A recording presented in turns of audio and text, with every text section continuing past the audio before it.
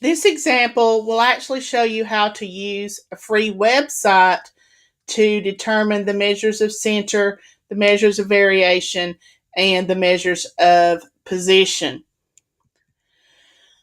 If you plan to use this website, you may want to bookmark it on your personal device so that you won't have to come back to this PowerPoint and video each time you want to use it. So if you'll click on this particular link, it will take you out to this website. Here's what it would look like on your screen. And I'm going to walk you through how to use this. It's almost simpler or easier to use than the calculator. And you can make a decision about whether you want to use the calculator or this free website. We're going to actually use the same example that we've been thinking about throughout Module 2. And the question is, what is the average age in years of students taking classes on the GHC Cartersville campus in spring 2018? And again, you have the data set of the 50 students that we surveyed. We do know that the minimum value is 17 and the maximum is 54. We've already organized our data into a grouped frequency distribution, and this is just a picture of that to kind of remind you of what it looked like. We also looked at the histogram, and we visually said the histogram appeared to be skewed to the right. We also said we could estimate that the average age is somewhere between 16 and 28.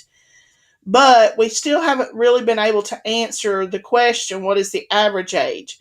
In order to answer that question, we need to calculate the descriptive statistics. And here again, guys, nobody hand calculates the descriptive statistics anymore. There are free websites, such as the one we're using. You have your calculator. Microsoft Excel will do some of it. And there are lots of different software packages to do statistical calculations. So let's take a look at how to do it using the free website. Again, you want to go out to the website, and here's a screenshot of what that looks like.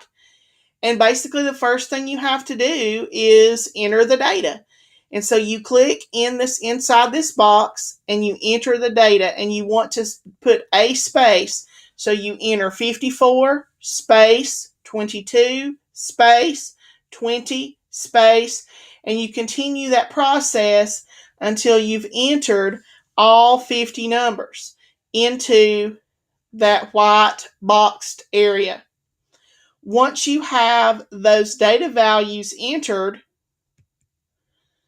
you're going to use one click, and that one click will give you all of the following descriptive statistics.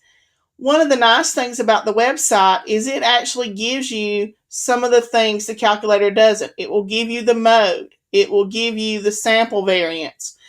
It will give you the interquartile range so that you don't have to actually calculate those by hand.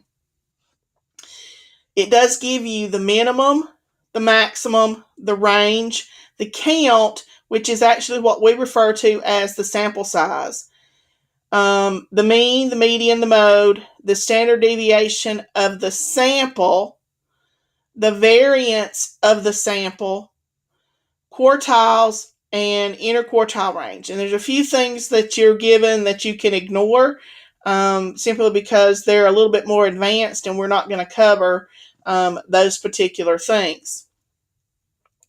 So once you've entered the data, underneath the box where you enter the data, there are two buttons. You have clear on the left and calculate. We're going to click calculate because that's what we want it to do.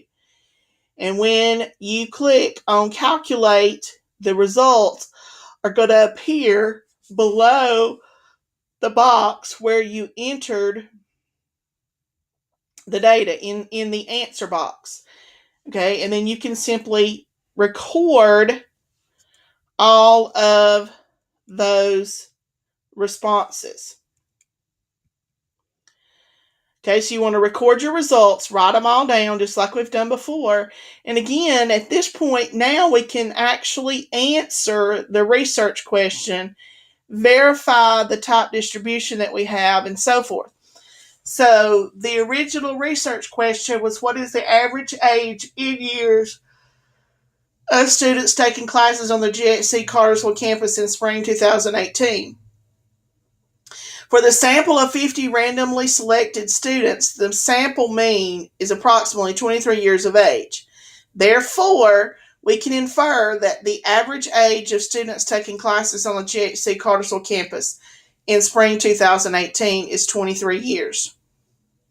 Again, we can verify that the distribution appeared to be skewed to the right if we compare the mean, which is 23, the median, which is 19, and the mode, which is 19. We can see that the mode is less than or equal to the median, which is less than the mean. So we can verify and know without a doubt that the distribution is skewed right. If you need to go back, that information is in Module 2, Lesson 2. Again, we can also determine whether or not the data set has any outliers, primarily using the formula to make a decision. Q1 is 19, Q3 is 24, and the IQR is 5. So if we do the calculations, 19 minus 1.5 times 5, which would be 19 minus 7.5, which is 12.5. There are no ages lower than 12.5. The lowest age was 17.